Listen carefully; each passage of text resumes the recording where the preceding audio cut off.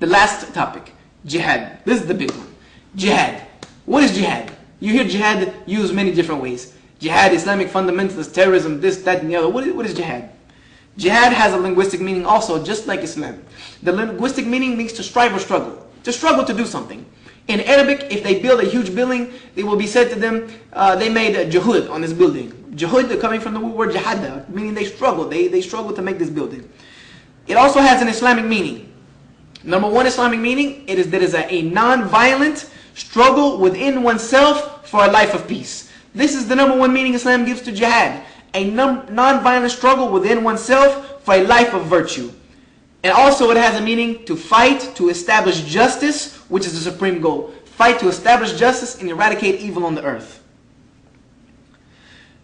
Jihad orders in the tradition of Prophet Muhammad. Here's some of the rules and regulations that Prophet Muhammad, peace be upon him, put down as rules for jihad. You are never to kill innocent people. Never, for no circumstance whatsoever can you kill innocent people. The Quran says if you kill one innocent person, it is as if you have slaughtered all of humanity. And if you save one innocent person, it's the same as you have saved all of humanity. Never injure prisoners of war. Do not beat them. Do not capture them and then kill them and cut their heads off. This is against Islam. Never kill animals. Never destroy crops. Never destroy infrastructures. You're not to destroy their wells. You're not to destroy their means of communications. As we see is not the same rules that are used against Muslims. You're not to destroy their infrastructures. You're only to fight those who fight you. You never mutilate the bodies of the enemies, dead or alive. All prisoners of war are given a fair treatment. Even in the times of Muhammad, peace be upon him, prisoners of war were told, if you can teach 10 Muslim children to read, you can go free. You can go free. This was the virtue of Islam. Women and children are protected from harm. You cannot touch women, you cannot touch children. Prophet Muhammad, peace be upon him, during one of the wars that Islam fought, he saw a dead woman laying in the road and he was very upset about this. And he questioned the people around him, why is this woman dead and she was not involved in the battle? This is against Islam. Always bury the dead with respect. They would always bury the dead, even if they were non-Muslim, with respect. Put them in the ground, give them proper burial, treat them with respect. Note, this is 1400 years, these rules, these regulations, 1400 years before the Geneva Convention. 1400 years before Geneva Convention, Islam had these laws. This is not something new. Same thing. Muslims are neither allowed to accept slavery or occupation. We're not allowed to be subjugated. We're not allowed to sit by and allow people to put us into slavery, to occupy us and allow and oppress us against our religion. This is something we do not accept. We are ordered to fight against this, to try to establish justice on the earth. Islam advocates moderation in this aspect. To take whatever means. If they can be done diplomatically, do them diplomatically. You first want to try to change it in the most wise manner. Islam abhors extremism.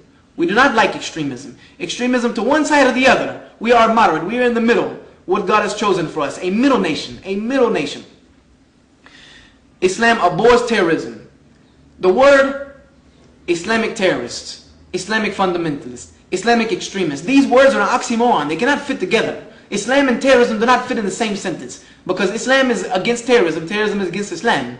The word war on terrorism is an oxymoron. You cannot fight a war on terrorism because war itself means the killing of innocent people. The killing of innocent people is terrorism in its definition. So war on terrorism is an oxymoron. It cannot happen. You cannot fight a war on terrorism because terrorism is war. Oppression is abhorred by Islam. We are not allowed to be the oppressor or be oppressed. Prophet Muhammad, peace be upon him, said to help your brother if he is an oppressor or if he is oppressed. They said, we know how to help him if he's oppressed, but how can we help him if he's an oppressor? He said, stop him from oppressing. So I finish with this. God willing, you reconcile the proofs with yourself that I have given you. Reconcile them with your own hearts and arrive at the same conclusions that I have arrived at. That the true, original message of the Bible and of Jesus Christ himself and of Adam, Moses, Noah, Jesus, Muhammad is all the same. That their message was that the oneness of God in the truest sense. Their message was the same. That God is one in the truest sense of the word, and that they all submitted themselves to God as Muslims. Meaning one who submits himself to the will of God. Inshallah, God willing, through this information, you arrive at these same conclusions that I arrive at because it is for the safety of your soul. It is for the salvation of your own soul. The only way to make it to paradise is to accept God, Allah, as one, alone, and accept all of the prophets, including Muhammad, the last one. This is our message of Islam that is in the Bible, in the Torah, in the New Testament. We are not doing anything new except reviving the traditions of the prophets of old. So may God guide you. Ask for His guidance. Go back. Look with an open heart at the evidences. Ask God to guide you. And God willing, you will arrive at the same conclusions I have arrived at. Thank you for your time. And I hope that I have been of some benefit. Thank you for watching the Deen Show. Assalamu alaikum. Peace be unto you.